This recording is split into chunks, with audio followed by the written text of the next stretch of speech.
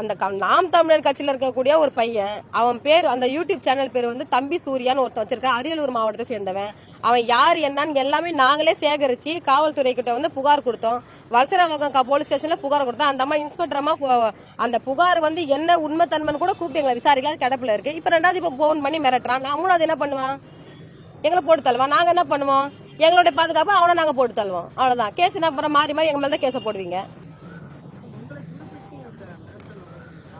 என்னுடைய கட்சியில வந்து முக்கிய மாநில பொறுப்புல இருக்கவங்க எல்லாம் ஷெட்யூல் கேஸ்ட்ல இருக்கிறாங்க.